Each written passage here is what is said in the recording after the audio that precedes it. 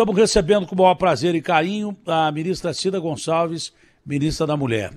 Ministra, bom, entre golpes e coisas que tais, a violência contra a mulher só aumenta. Eu estava vendo aqui uma entrevista, acho que é da Folha de São Paulo, rebatida no UOL, em que advogadas estão reclamando de que tem escritórios arrombados, que tem carros queimados, quando defendem clientes que são vítimas de estupro, de violência doméstica. As advogadas e as clientes são ameaçadas.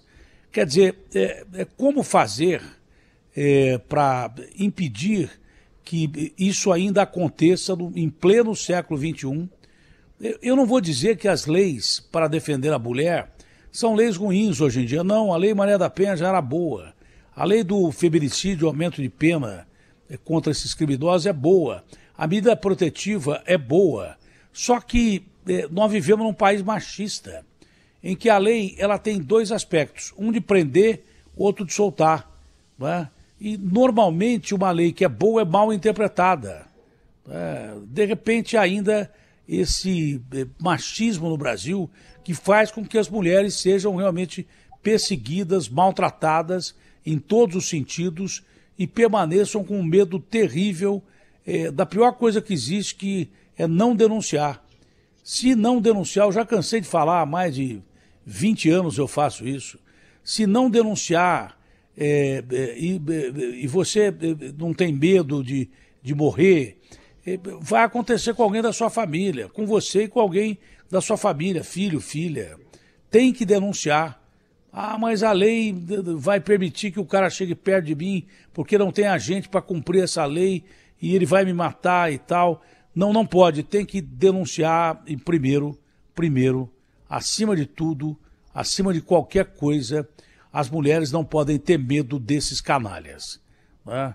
E depois algumas outras medidas que eu acho que são importantes demais, que a partir do momento que seja detectada uma denúncia de violência, em que há casos anteriores, em que quem está praticando a violência, no caso, o companheiro contra a mulher, que já tem passagens pela polícia, que não dê tempo desse cara responder em liberdade pelo processo, que ele seja preso imediatamente para evitar que ele mate a mulher e outras medidas assim. Mas, enfim, como é que a senhora analisa esse quadro que, infelizmente, melhorou, mas com a pandemia parece que degringolou tudo, aproximou o agressor das vítimas. Tivemos casos absurdos durante a pandemia. E, enfim, ministra, como tentar minimizar o horror que as mulheres brasileiras enfrentam? Não é só no Brasil, não. O Brasil acho que é o 5º país em violência do mundo, se não for já o 4º, é no mundo inteiro. Mas nós temos que ver o nosso quintal, porque é no nosso quintal que a gente trabalha e não podemos permitir que as nossas mulheres sejam violentadas, apanhem todo dia, vivam num eterno cárcere privado e daí por diante. Bom dia, é uma honra ir falar com a senhora, ministra. Bom dia, Datena, honra minha estar aqui no seu programa, falar com os seus e as suas ouvintes, né? Porque eu conheço muitas mulheres que te ouvem, que te acompanham diariamente, né? Então, dizer que é um prazer estar aqui. E, de fato, Datena, na verdade, nós estamos com um desafio no Brasil, né? Nós precisamos enfrentar a onda de violência que tem assolado a vida das mulheres. E nós temos hoje violência de todas as áreas e de todas as formas. Nós temos o aumento da violência doméstica, o aumento do estupro, né, para mulheres adultas e para meninas, de 9 a 16 anos. Nós estamos aí com o desafio do aumento do feminicídio, a questão da violência política de gênero que tem assolado as mulheres. A gente teve ontem um juiz dizendo que a Tabata Amaral tem que pagar R$5.000 para o agressor que ofendeu ela nas redes sociais, ameaçou ela. Então, acho que a gente tem um desafio, e eu acho, Atena, que o desafio é efetivamente, primeiro, eu queria dizer que as mulheres que estão morrendo não são aquelas que denunciam. Por isso que eu acho que é importante você continuar dizendo, e é importante que as mulheres denunciem, né? Porque a denúncia faz efeito. A medida protetiva de urgência salva a vida das mulheres.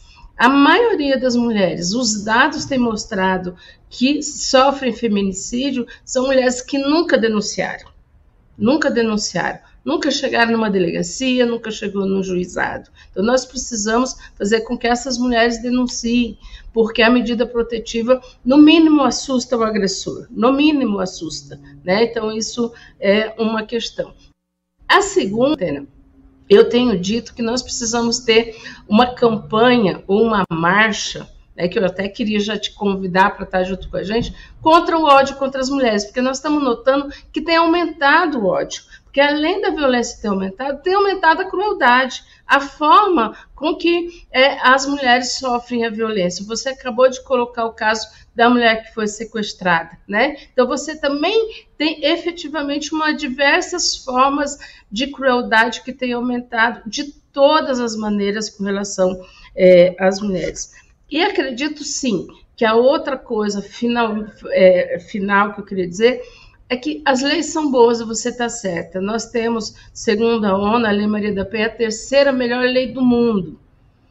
O problema é que ela não é implementada. Nós temos 156 juizados especializados de atendimento às mulheres num país que tem 5.600, quase 5.700 municípios. Então, você não tem espaços onde as mulheres denunciar. Nós temos 570 delegacias especializadas de atendimento à mulher. Então, nós não temos serviços especializados em 10% dos municípios. E esse é um desafio que o governo federal, que esse ministério quer enfrentar, né? Nós queremos construir mais 40 casas da mulher brasileira, nós queremos potencializar e aumentar o número da rede de serviços de atendimento para que as mulheres possam, de fato, ter local de denúncia. E recuperar e reestruturar, que nós já fizemos, o Ligue 180. Porque muitas vezes, as mulheres, e acho que por isso que elas até assistem muito o seu programa, elas não denunciam porque elas não têm informação. E elas precisam de informação. Elas ligam no 180 para dizer assim, se eu sair de casa porque eu sofro violência, eu vou perder a guarda do meu filho? Eu vou perder a casa? Né? Então, nós temos que dizer que não vai perder, né? É o direito dela esses locais. Então, acho que são questões como essa que estão colocadas e nós precisamos, de fato, enfrentar a misoginia, o governo, o judiciário e a sociedade civil.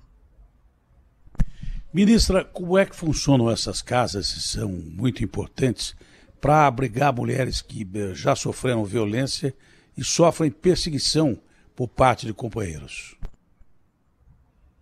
A casa da Atena, ela é uma proposta de um atendimento integral à mulher em situação de violência. A casa ela vai ter todos os serviços especializados, a delegacia especializada, juizado, Ministério Público, Defensoria Pública, o atendimento psicossocial, um serviço de abrigamento emergencial por 48 horas, caso ela não possa retornar. A Patrulha Maria da Penha fica dentro da casa para cumprir as medidas imediatamente, né? Nós temos um serviço de colocar essa mulher, se precisar, no mercado de trabalho. Então, são 9 a 11 serviços funcionando na casa.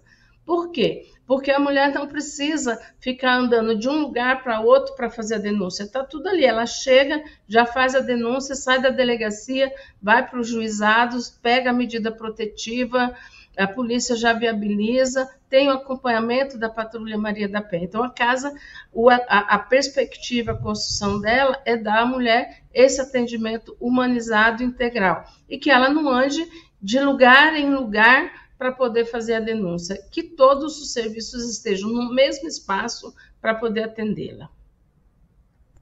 Olha, quando a gente fala em violência contra a mulher, vem à cabeça de todo mundo o crime mais nojento que existe, que é o caso do estupro. É a primeira coisa que vem à cabeça. Tá? Teve um canalha que falou uma frase, o sujeito ainda está vivo, mas estupra, mas não mata. É uma frase tão canalha quanto ele. Entendeu? Porque o estupro é a violência da física e da alma.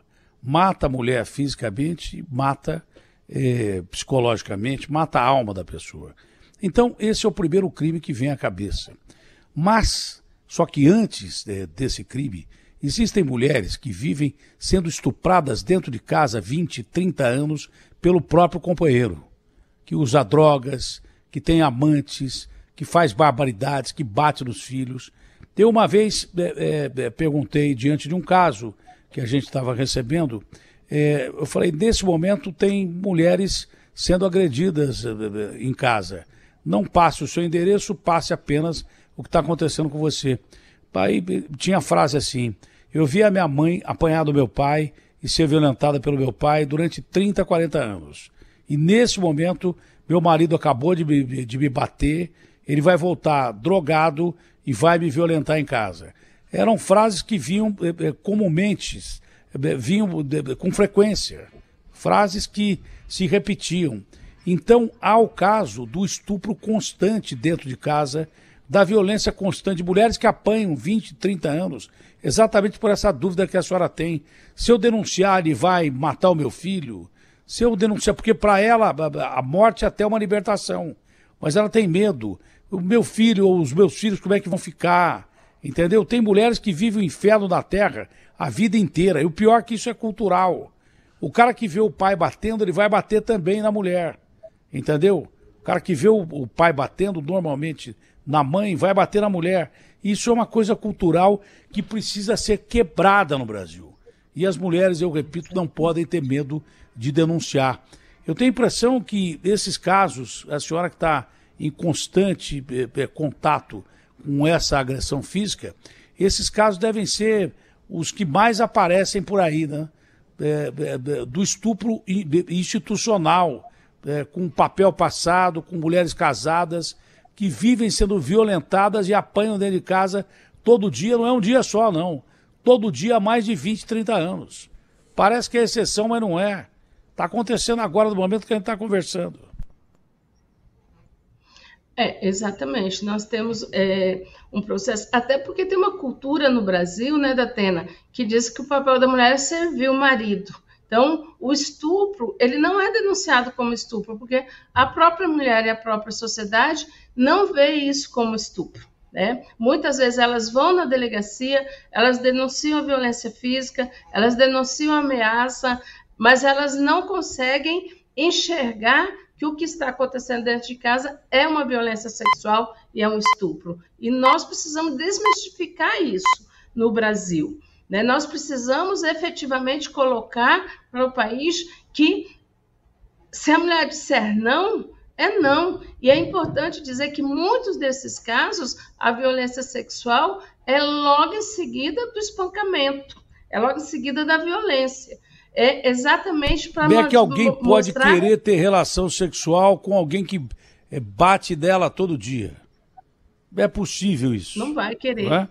Não existe. É só na base do estupro, da violência sexual. Então, nós precisamos dizer para a sociedade que isso não é normal, não é natural. E é importante dizer, Datena, eu queria trazer aqui, que eu acho que você pode nos ajudar com o seu programa, tá falando, que a gente também tem nos canais do YouTube, em diversos lugares, homens que propagam isso diariamente em canais das redes sociais, dizendo que esse é o papel, essa é a função da mulher, que eles querem que a mulher cumpra o seu devido papel, que é um movimento que eles chamam de machosfera, e você deve ter ouvido com o Red Pill, esse povo todo, que fortalece esse tipo de mentalidade e que nós precisamos combater. Nós precisamos para um país civilizatório, né, onde, de fato, as pessoas sejam tratadas com dignidade, é preciso respeitar as mulheres, é preciso pensar nas mulheres nas condições de igualdade, onde ela, de fato, possa definir sobre a sua vida, sobre as suas necessidades, sobre o seu corpo, né, efetivamente, e ter informações, porque esse tipo de movimento não colabora com aquilo que a gente quer colocar, que é um Brasil de paz, um Brasil que não tenha ódio, né? Que respeite efetivamente as pessoas. Bom, ministra, a lei da igualdade salarial entre homens e mulheres foi aprovada pelo Senado na quinta-feira. Né?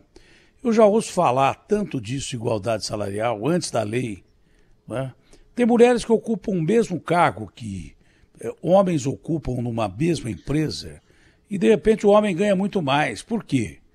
E mulheres que são, às vezes, muito mais competentes que os homens desses mesmos cargos. Entendeu? Isso vem antes dessa lei salarial. Mas a lei é lei, agora é lei. Quais são os principais pontos da lei? O que é que isso reafirma e o que é que muda a partir de agora em relação a quem tem que cumprir ou não cumprir isso, que são as empresas? Eu acho que o diferencial da lei é porque nós temos, tanto na Constituição quanto na CLT, garante igualdade salarial, né? Mas existe uma questão, Datena, que a gente não tem regulamentação sobre isso.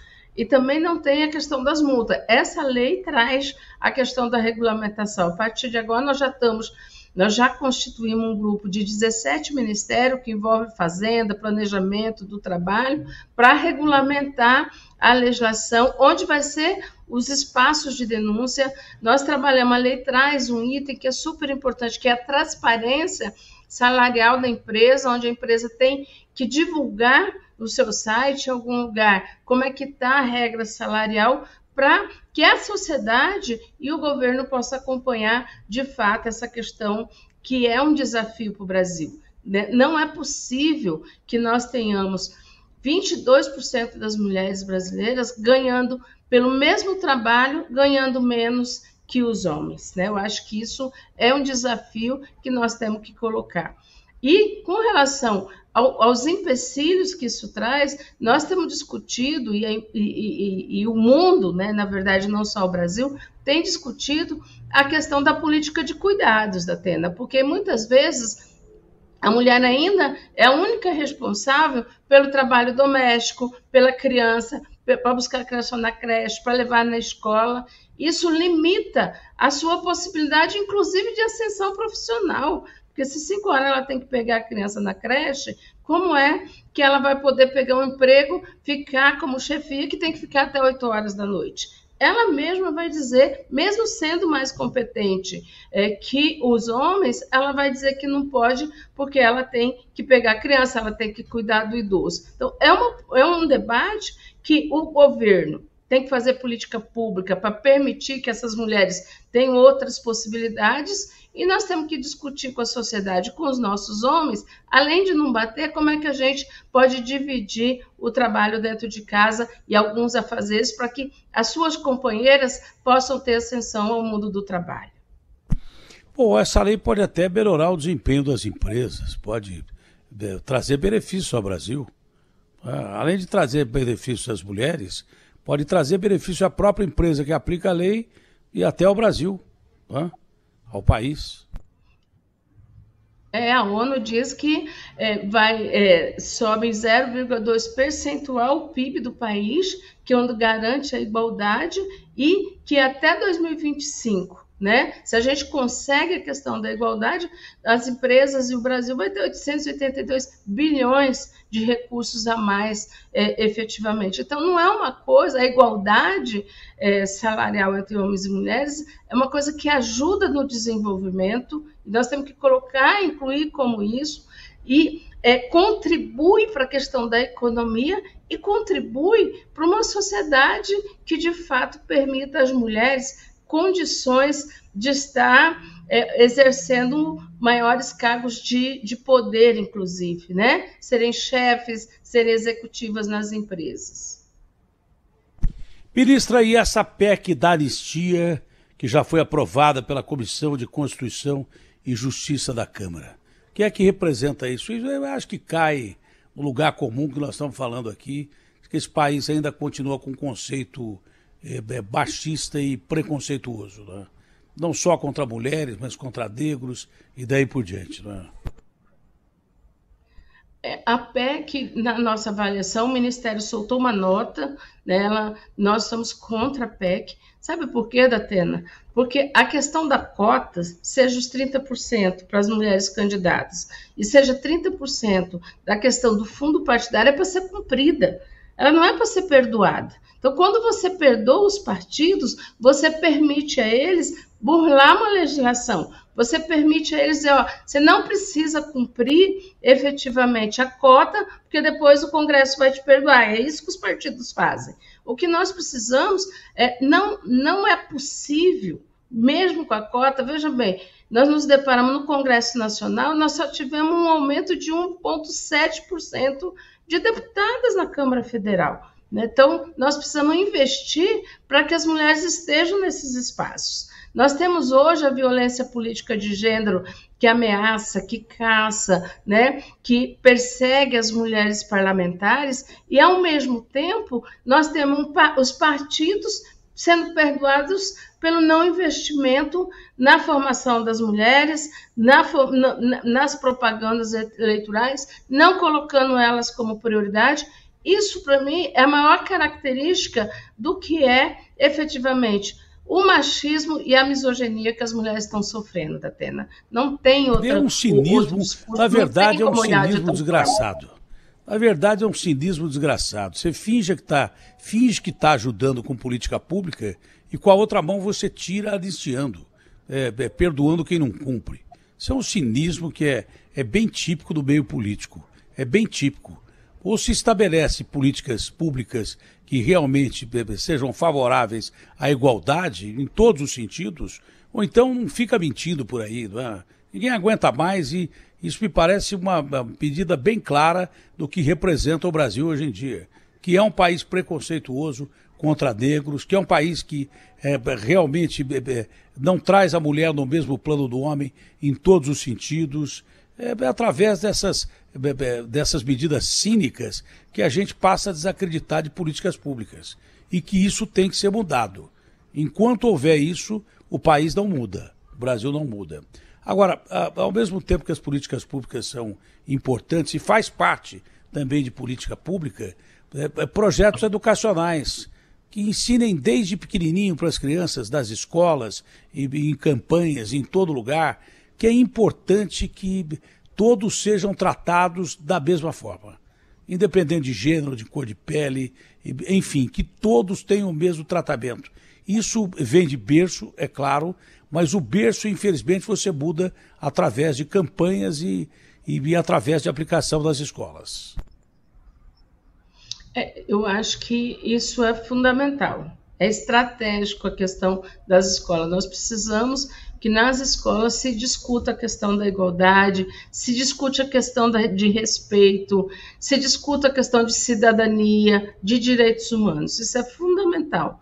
Mas é preciso também, Datena, a gente discutir nos meios religiosos, nas comunidades, nos sindicatos, porque parece que esses são meios que não repercutem a questão do preconceito, da discriminação e da misoginia, mas Então, a educação ela vem do berço, ela se complementa na escola e ela também se complementa no meio onde você vive. Eu sempre digo que nós somos fruto do meio que nós vivemos, né? Se eu sou educada no processo de que eu tenho que ler antes de dormir, eu vou ser uma pessoa que vou ter amor à leitura, aos livros. Né? Se vai ser nos jogos, é isso. Então, como é que nós vamos construir uma sociedade que, de fato, eduque as nossas crianças para não serem os machistas do futuro, os racistas do futuro, e, ao mesmo tempo, nós temos que trabalhar para que a sociedade, nós também somos educados permanentemente. Então, nós precisamos acabar com o nosso machismo, acabar com o nosso racismo e acabar com o nosso preconceito.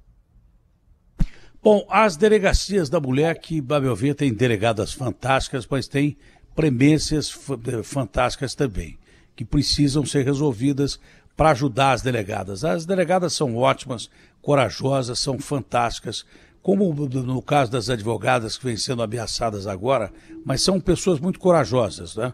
É preciso dar a essas delegacias, foram criadas acho que em 85, estrutura necessária para que elas possam desenvolver o seu trabalho, não, ministra, e para que as mulheres tenham cada vez mais confiança também em procurar as delegacias da mulher. E nós já estamos trabalhando nisso, viu, Datena?